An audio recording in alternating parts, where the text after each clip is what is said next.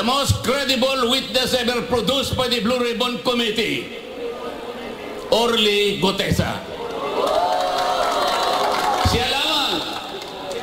Siya lamang po ang tumukoy at kumonekta sa pagitan ni Saldico at ang dating Speaker, Martin Romualdez. Wala na pong iba. Lalong-lalo na yung mga mastermind ng kawalang hiyang ito. Meron pong nagkusa, kahit alam nilang mahirap at magsasakripisyo sila, sapagkat manganganib ang kanilang buhay, pati na ang kanilang pamilya.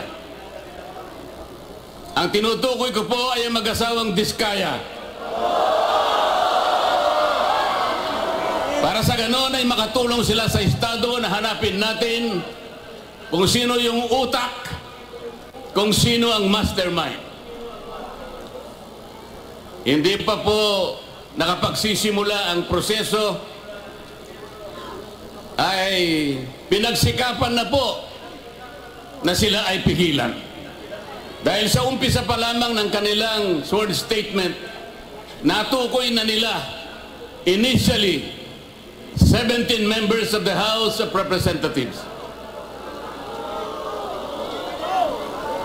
Kaagad sinabi na noon ay Secretary ng Department of Justice, Boying Remulla, na bago maproseso ang aplikasyon ng mga Diskaya upang baka sakaling sila ay maging testigo ng Estado, kailangan muna silang magsoli ng inaakala niyang nakulimbat nila.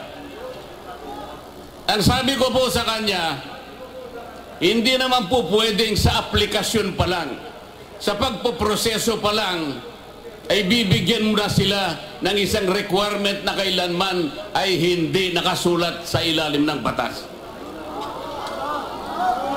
Ngunit, pinilit po niya.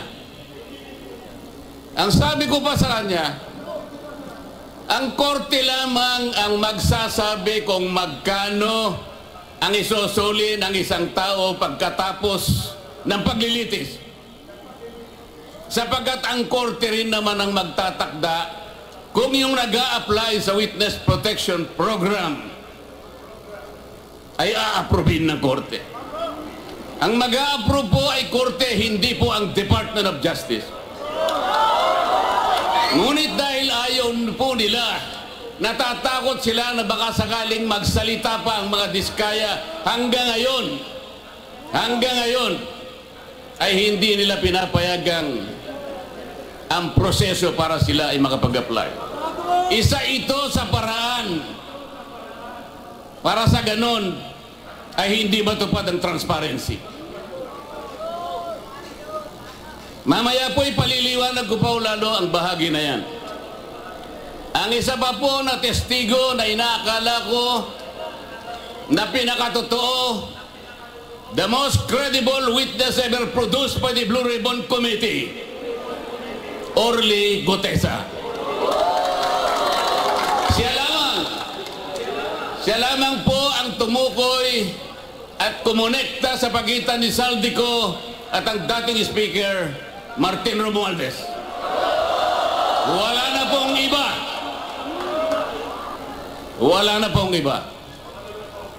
Natakot silang lahat sapagkat totoo ang sinasabi ni Orly Gutesa. Ano po ang ginawa nila? Ang pinagtuunan po nila ay hindi umano na peking notaryo. Paano po mapepeke ang notaryo? Tayo pong lahat, saksi sa umiiral na mga pangyayari sa pagnonotaryo. Pumunta kayo sa malapit na City Hall, makikita nyo ang nakalinyang mga notary publics. Meron po bang nagpapanotaryo sa inyo na bago siya umalis ay babalikan niya kung sino man yung notaryo at itatanong niya, Sir, Madam, pasensya na po, ngunit gusto ko lang matiyak kung kayo po talaga ang pumirma sa dokumentong ito. Meron po bang gumagawa noon? Yun po ang kanilang ginagamit na dahilan para ilihis. Para sa ganon makaiwas sa tunoy na tinutumbok ng kanyang mga testimonies. Ganito po ang ginagawa nila para sa ganon ay sagaan ang transparency. Mamaya po ipaliliwanag ko pa ang pangyayaring ito. Pagkatapos ginawa po ang tinatawag na ICI. Ito po yung Independent Commission on Infrastructure. Tinatanong ko po paano naging independent ang ginawa nilang ito samantalang sila po ay humihingi ng tulong sa House of Representatives, humihingi ng impormasyon sa Senado, humihingi ng impormasyon sa Sandigang Bayan, sa mga korte, at sa lahat ng mga opisina ng ating pamahalaan. Hindi siya independent. At hindi pinakikita yung kanilang proceedings. Mga ilang linggo na ang nakararaan, nagsubmit ng affidavit ang dating Speaker ng House of Representatives. Meron po bang nakaalam sa inyo ng pangyayaring ito? Iniulat ba nila sa atin kung anong nilalaman ng affidavit ni Martin Romualdez? Wala po. Hindi po. Talagang gusto tayo ay hindi natin makita ang katotohanan. Ililihis, isisinsay ang katotohanan. Papayag po ba kayo sa ganitong patakaran? Mga kababayan,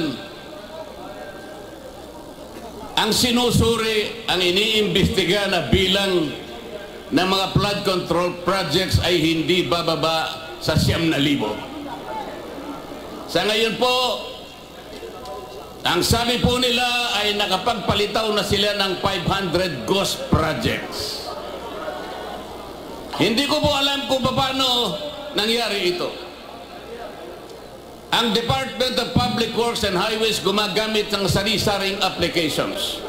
Meron silang tinatawag na IMS, merong PCMA, merong MYPS, merong Survey 123. Ang lahat po ng aplikasyon na ito ay di umano'y ginagamit para matukoy ng ganap kung nasaan ang flood control projects.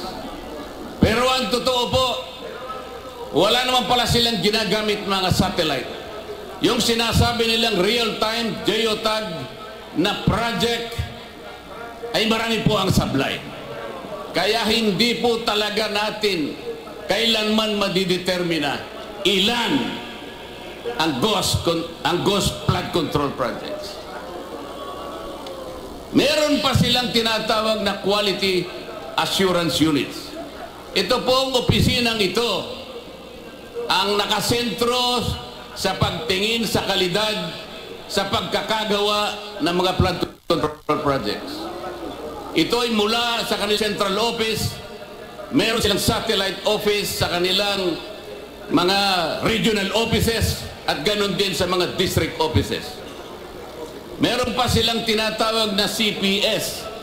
Ito po ay yung sistema para sukatin ang competence, ang kakayahan, ang kalidad ng mga contractors na gagamitin.